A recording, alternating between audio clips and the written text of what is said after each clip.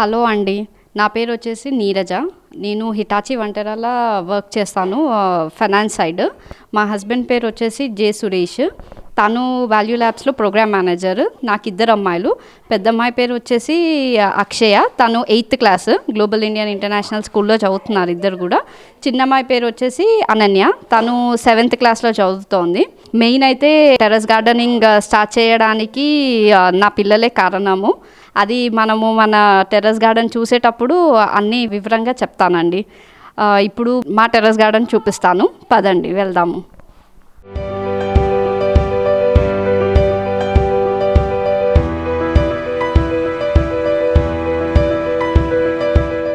నేను RNS colony బోడుపల్లో ఉంటాను. నేను టెర్రస్ గార్డెన్ స్టార్ట్ చేసి కరోనా టైంలోనే స్టార్ట్ చేశాను. మేబీ 2 years అవ్వచ్చు, 2.5 years అయ్యింది.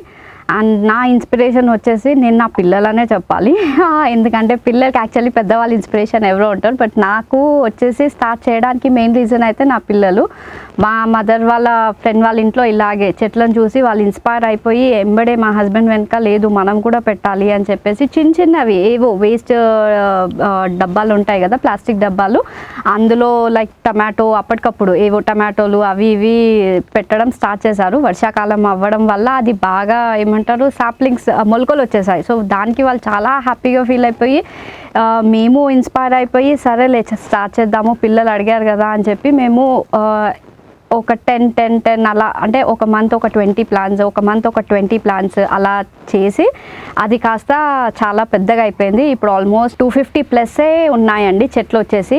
మా ఇల్లు వచ్చేసేమో 150 square yards అండి. కాకపోతే మేము డూప్లెక్స్ అలా ప్లాన్ చేసుకున్నాం కాబట్టి ఇది 130 120లోనే మొత్తం ఇది టెర్రస్ గార్డెన్కి పెట్టుకున్నాము.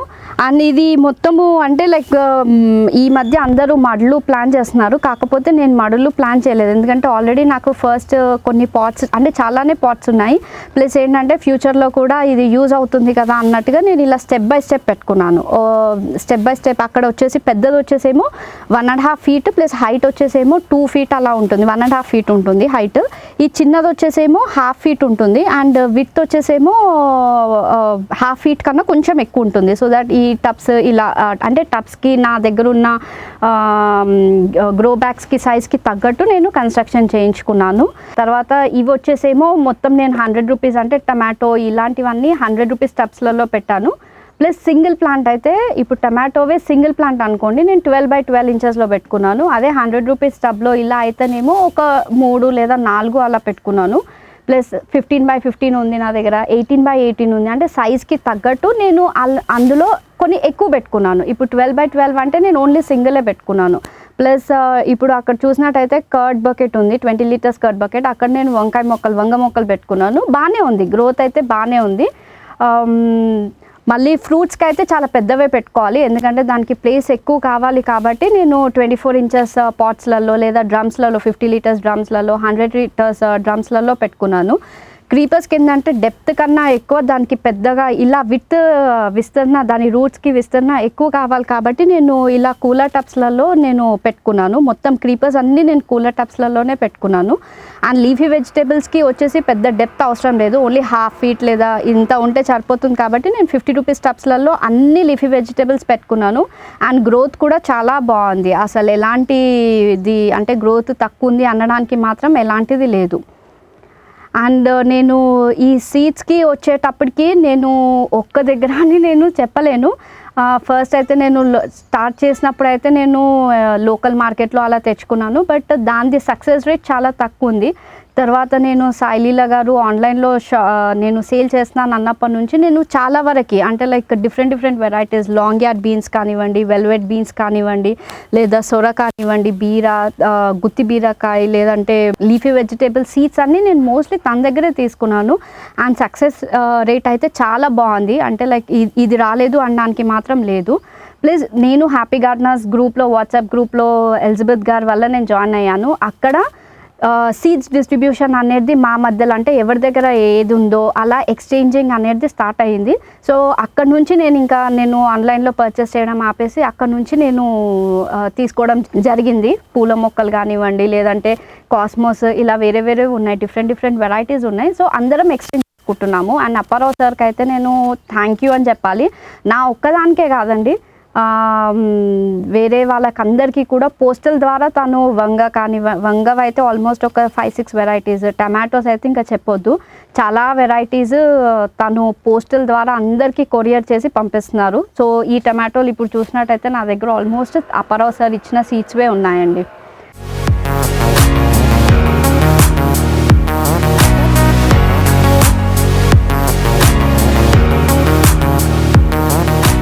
ఇవి టబ్స్ ఇంకా గ్రో బ్యాగ్స్ ఆల్ మిక్స్డ్ ఉన్నాయండి నా దగ్గర. సో ఇది వచ్చేసేమో 150 రూపీస్, ఇది కొంటే డెప్త్ హైట్ ఎక్కువ ఉంది. ఇదేమో 100 రూపీస్. నేను ఇవి గ్రో బ్యాగ్స్ కానీ ఈ టబ్స్ ఎస్పెషల్లీ అయితే నేను నార్మల్గా మన ఇంటి ముందు ఆటో వాళ్ళు వస్తారు కదా అక్కడ కొన్నాను, లేదంటే కొంతమంది నర్సరీలో కూడా ఈ మధ్య అమ్ముతున్నారు. సో అక్కడ కూడా కొన్ని కొన్నాను నేను. అవి వచ్చేసేమో ఆకుకూరలకి పెట్టాను కదా, అది 50 రూపీస్ పడింది నాకు. అండ్ ఇవి ఇక్కడున్న ఈ రో మొత్తంలో కానీ లేదా కూలర్ టబ్స్ అన్నీ కూడా నేను ఇక్కడే మ్యానుఫ్యాక్చరింగ్ డిపార్ట్మెంట్ ఉంది, మల్లాపూర్ అంటారు బేసికల్లీ అక్కడ. సో అక్కడ కొన్నాను. ఇది వచ్చేసేమో ఇది 18 ఇంచెస్ పాట్, ఇది వచ్చేసి నాకు 100 రూపీస్ అలా పడింది. అండ్ కూలర్ టబ్స్ వచ్చేసేమో 50 రూపీస్ అలా పడిందండి నాకు, డైరెక్ట్ మ్యానుఫ్యాక్చరింగ్ దగ్గర కొన్నాం కాబట్టి. అండ్ గ్రో బ్యాగ్స్ వచ్చేసి నేను ఫస్ట్ ఆన్లైన్లో కొన్నాను, bazado.com అని చెప్పేసి. దాని లైఫ్ స్పాన్ అయితే బాగానే ఉంది అండ్ రేట్ కూడా నాకు చాలా రీజనబుల్ అనిపించింది. 12x12 ఇంచ్ గ్రో బ్యాగ్ వచ్చేసి 54 రూపీస్ ఆర్ 52 రూపీస్ పడింది. అండ్ 15x15 ఏమో 70 రూపీస్ అలా పడింది. 24x24 ఏమో ఎంత ఒక 120 రూపీస్ అలా పడింది. కానీ నేను కొని ఇది ఆల్మోస్ట్ ఒక 1 year ప్లస్ అయిపోయింది. ఇంత డ్యామేజ్ కానివ్వండి లేదా ఇంత అంటే లీకేజ్ కానీ అలాంటిది ఏమీ లేదు. స్టిచ్చింగ్ కానీ అది చాలా బాగుంది. దాని లైఫ్ స్పాన్ వచ్చేసి వాళ్ళు చెప్పడం అయితే 5 to 6 years. బట్ మనం దాన్ని కదపకుండా అంటే ఒకటే దగ్గర పెట్టామనుకోండి మనకి ఈజీగా ఒక 7 to 8 years వరకు కూడా రావచ్చు గ్రో బ్యాగ్స్ వచ్చేసి. నేనైతే ప్రిఫరబుల్లీ అంటే ఈ గ్రో బ్యాగ్స్ కనే చెప్తాను, ఎందుకంటే ఇవి ప్లాస్టిక్ ప్లస్ ఏంటంటే కలర్ ఫేడ్ అవుతుంది. మనం మూమెంట్ చేసినప్పుడు ఎండలకి అంటే మనం నెట్ షేడ్ పెట్టుకుంటే ఓకే, ఒకవేళ నెట్ షేడ్ పెట్టుకోలేదు అనుకోండి కొంచెము ఇది పగిలిపోయే ఛాన్సెస్ ఎక్కువ ఉంటాయి. కాబట్టి గ్రో బ్యాగ్స్కి ఎక్కువ ప్రిఫరెన్స్ అని చెప్తాను నేను పాటింగ్ మిక్స్ వచ్చేసి నార్మల్గా అది యూనివర్సల్ మిక్స్ అనే చెప్పాలి. 30% సాయిల్, 30% వర్మి కంపోస్ట్ అన్నా లేకపోతే కౌ మెన్యూర్ అన్నా, 30% కోకోపీట్ అండ్ 10% నీమ్ కేక్. కొంచెము ఇప్పుడు అంటే మనకి చీమలు కానివ్వండి లేదా సాయిల్లో ఉన్న బాండ్ డిజీజెస్ మేజర్లీ నాకు తెలిసింది ఈ మధ్య ఏంటంటే డిజీజ్ అనేది ఎక్కడో గాలిలో నుంచి రాదు లేకపోతే ఎక్కడో నుంచి రాదు, సాయిల్లో నుంచే బాన్ అయిన డిజీజెసే ఎక్కువ మన ప్లాంట్స్కి అటాక్ అవుతుంది. సో అది తప్పించడానికే లేదా అది ప్రివెంటివ్ మెజర్స్ లాగా మనము ఫస్ట్ సాయిల్లో కొంచెం ట్రైకోడర్మా, వెరడి, సుడోమోనస్ ఇంకా వ్యాంప్ పవర్ ఇవి మిక్స్ చేసుకొని పెట్టేసుకున్నాం అనుకోండి మనకి పెస్టిసైడ్స్ అనేది చాలా తక్కువ ఉంటుంది. సాయిల్ మిక్స్ అయితే ఇదండి. తర్వాత ఎరువులు అయితే నేను జీవామృతం ఇస్తాను ఎవ్రీ 1 month ఒక్కసారి. అండ్ ఫ్రీక్వెంట్గా అయితేనేమో వచ్చేసి కంపోస్ట్ టీ లేదంటే మ్యాజిక్ ఫార్ములా వినే ఉంటారు చాలామంది, అప్పారావు సార్ ప్రిపేర్ చేసింది. కంపోస్ట్ టీ అయితే నేను 10 daysకి ఒకసారి లేకపోతే వీలైతే వీక్లీ వన్స్ కూడా ఇస్తాను. అందులో కంపోస్ట్ టీ అయితే అందరికీ తెలిసినట్టుగానే 200 grams వర్మి compost, 200 grams kitchen compost, 200 grams neem cake, 50 grams ఏమో వచ్చేసి టీ పౌడర్ ఉంటుంది కదా అది వేయాలి, ప్లస్ 200 grams వచ్చేసి మస్టర్డ్ కేక్ వేయాలి. లేదా మస్టర్డ్ కేక్ తక్కువ ఉంటే కనుక ఆల్ మిక్స్డ్ ఉంటుంది, లైక్ పీనట్ అంటే పల్లీలది పిప్పి లేదంటే నువ్వుల పిప్పి ఉంటుంది కదా అది 3 కలిపి 200 grams మనం వేసుకుంటే బాగుంటుంది, మస్టర్డ్ కేక్ ఒకటి కాకుండా. ప్లస్ మనము ఒక 4 బనానాలు పండినవి ఉంటుంది కదా అది స్మాష్ చేసేసి ఒక 20 liters బకెట్లో అలా మొత్తం అంతా మిక్స్ చేసేసి ఒక 3 days ఫర్మెంటేషన్ పెట్టాలి. దాన్ని 3 days పెట్టిన తర్వాత రోజు ఒక డైలీ మార్నింగ్ అన్నా లేదా ఈవినింగ్ అన్నా ఒకసారి ఇలా మిక్స్ చేసేసి 4th day మనము 1:10 రేషియోలో వాటర్లో కలిపి మనము మొక్కలకి కనుక ఇచ్చినట్టయితే గ్రోత్ అయితే చాలా బాగుంది. ఇది నేను ఒక్కదానే కాదు ఇప్పటికీ చాలామంది చెప్పే ఉంటారు, రిజల్ట్స్ అయితే అసలు చాలా బాగుంది. సో ఈ ఆపర్చునిటీ తీసుకొని నేను అప్పారావు సార్కి థ్యాంక్ యూ చెప్పాలనుకుంటున్నాను. చెట్లు ఉన్నప్పుడు ఆబ్వియస్లీ చీడపిరుగులు అనేటివి రావడం చాలా సహజము. కాబట్టి ఇందులో మెయిన్ వచ్చేసి మిల్లీబగ్స్ కానివ్వండి లేదంటే ఏమంటారు రసం పీల్చే పురుగులు ఉంటాయి అది కానివ్వండి లేదంటే పౌడరీ మెల్డ్యూ ఇలాంటివి చాలా ఉంటాయి. దానికి వచ్చేసి నివారణ అంటే అవి వచ్చిన తర్వాత దాన్ని కంట్రోల్ చేసే కన్నా ఫస్టే మనం ప్రివెంటివ్ మెజర్స్ తీసుకున్నట్టయితే చాలా వరకు మనము దాన్ని కంట్రోల్ చేసే అవకాశం ఉంది. నేనైతే ఫస్ట్ ఎవ్రీ వీక్లీ వన్స్ అయితే నేను కంపల్సరీగా నేను నీమ్ ఆయిల్ ఇస్తాను, నీమ్ ఆయిల్ స్ప్రే చేస్తాను. అందులో బేకింగ్ సోడా అండ్ వెనిగర్ కలిపిస్తాను నేను. కాబట్టి చాలా వరకు అయితే కంట్రోల్ ఉంటుంది. ఒకవేళ మిల్లీబగ్స్ కనుక అటాక్ అయితే కనుక నా ఏమంటారు సజెషన్ అయితే మాత్రము షాంపూ వాటర్ ఉంటుంది కదా ఆర్గానిక్, లేదంటే కుంకుడుకాయ రసం కానీ, లేదంటే మీరా షాంపూ లేదా ఆర్గానిక్ ఏదైనా సరే, కెమికల్ది ఎక్కువ మిక్స్ ఉన్న షాంపూ కాకుండా ఆర్గానిక్ షాంపూ మనము 1 లీటర్కి ఒక 5 ml షాంపూ లేదా 2 ml షాంపూ అలా తీసుకొని మనం స్ప్రే చేస్తే కనుక మిల్లీబగ్స్ని చాలా వరకు కంట్రోల్ చేయవచ్చు. అండ్ రసం పీల్చే పురుగులు కానివ్వండి, ఇలాంటివి అయితే కనుక స్టిక్కీ ప్యాచ్ హ్యాంగ్ చేసుకుంటే చాలా బెటర్ అండి. ఎల్లో స్టిక్కీ ప్యాచ్ కానివ్వండి, బ్లూ స్టిక్కీ ప్యాచ్ కానివ్వండి, అలా హ్యాంగ్ చేసుకుంటే ఎస్పెషల్లీ ఇవి వచ్చేసి మనకి క్రీపర్స్కి ఎక్కువ అటాక్ అయ్యే ఛాన్సెస్ ఉంటుంది. కాబట్టి నేను క్రీపర్స్కి చాలా yellow and blue colour sticky patch పెట్టుకున్నాను. అండ్ ఇంకొకటి వచ్చేసి బీరకాయకి కానివ్వండి, సొరకాయకి కానివ్వండి, లేదా కాకరకి కానివ్వండి, పండు ఈగ అంటారండి. సో ఆ పండు ఈగ ఏంటంటే దానికి జస్ట్ ఇలా హోల్ చేసేసి వెళ్ళిపోతుంది. అదేంటంటే దాని తర్వాత మనకి ఆ ఫ్రూట్ అనేది లేదా బీరకాయ కానివ్వండి, అది గ్రోత్ అనేది ఉండదు, ఇంకా అక్కడికే ఆగిపోతుంది. అది ఎల్లో కలర్ అయి రాలిపోతుంది. మనం వెళ్ళి చూస్తే కనుక దానికి ఎక్కడో చిన్న హోల్ ఉంటుంది. సో అది పండుటీగా కొట్టి ఎప్పుడో వెళ్ళిపోయి ఉంటుంది. సో అలాంటి వాటికి ఏం చేయాలంటే ట్రాప్స్ ఉంటాయి మన దగ్గర. సో ఆ ట్రాప్స్ అనేటివి ఆ తీగ జాతుల దగ్గర మనం కట్టేసి పెడితే బెటర్.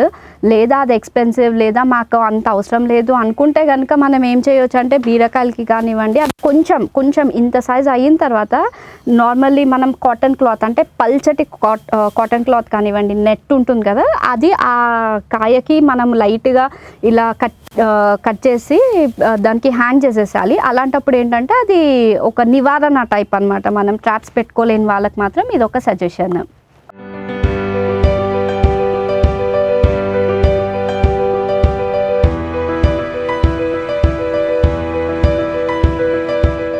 దిగుబడికి రావడానికి అయితే నేను ఎక్కువ చెప్పాను కదండి ఇందాకే, జీవామృతం కానీ కంపోస్ట్ ఎక్కువ వాడతాను. అలాగే పెస్ట్ ఉంటే కనుక మనకి దిగుబడి కూడా కొంచెం తక్కువ అయ్యే ఛాన్సెస్ ఎక్కువ ఉంటాయి. కాబట్టి నేను నీమ్ ఆయిల్తో పాటు నేను పంచగవ్య కూడా వాడతాను, అగ్ని అస్త్రం కూడా వాడతానండి.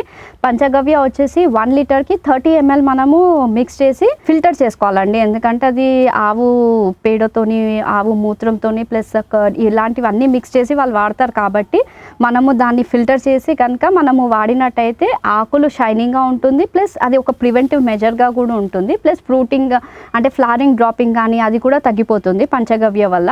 అగ్ని అస్త్రం ఏంటంటే 2 ml మనం వేసుకోవాలి. కొంచెం పెస్టిసైడ్స్ ఎక్కువ ఉంది, మనకి కంట్రోల్ అవ్వట్లేదు అంటే కనుక మనం 5 ml కూడా వేసుకోవచ్చు. 1 లీటర్కి 1:5 రేషియోలో మనం కలుపుకొని కనుక స్ప్రే చేస్తే కనుక చాలా బాగా, అంటే నేను అబ్జర్వ్ చేసింది అయితే అదే, చాలా వరకు అయితే కంట్రోల్గానే ఉంది నా గార్డెన్లో అయితే. ఇంకా వేరే వాళ్ళు ఏంటంటే లైక్ గోమూత్రంని కూడా వాడతారు.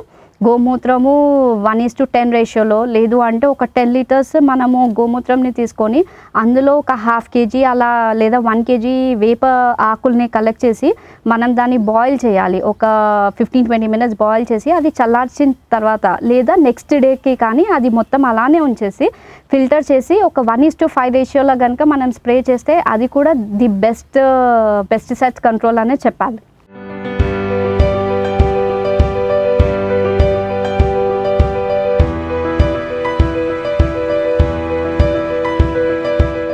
నాకు దిగుబడి వచ్చేసి ఎక్కువ అంటే నేను వర్షాకాలం అనే చెప్పాలండి. వర్షాకాలంలో అయితే నేను లాస్ట్ ఇయర్ చాలా దిగుబడి తీసుకున్నాను. సొరకాయ కానివ్వండి, బీరకాయ కానివ్వండి, లీఫీ కానివ్వండి, ఏదన్నా సరే, టమాటో, వంకాయ, అసలు నేనైతే ఇంకా పక్క వాళ్ళకి కూడా పంచిపెట్టాను కొంతమందికి, అంటే నా ఫ్రెండ్స్కి అని చెప్పాలి. అండ్ సమ్మర్ ఇప్పుడు కాబట్టి దిగుబడి అందరికీ తెలిసినట్టుగానే అంత మనం ఎక్స్పెక్ట్ చేసినంత ఉండదు.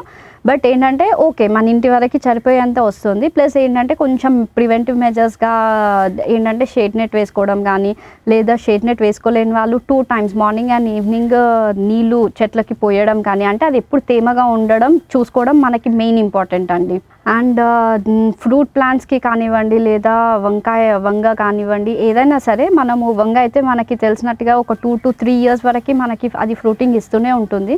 సో దాన్ని మనము రెగ్యులర్గా ప్రూన్ చేసుకోవడం వల్ల ఏంటంటే మనకి దిగుబడి ఎక్కువ వచ్చే ఛాన్సెస్ ఉంటాయి. మల్బరీ కానివ్వండి, ఫ్రూట్స్లో వచ్చేసి మల్బరీ కానివ్వండి, జామ కానివ్వండి, లేదంటే సపోటా, ఇలా సీతాఫల్, ఇలా చాలా ఉన్నాయండి. ప్రూన్ చేసుకొని మనకి ఏంటంటే చేసుకుంటే కొత్త బ్రాంచెస్ వస్తాయి, ప్లస్ ఫ్రూటింగ్ అనేటివి మనకి ఎక్కువ వస్తాయి కాబట్టి దిగుబడి మనం ఎక్కువ చేసుకోవచ్చు.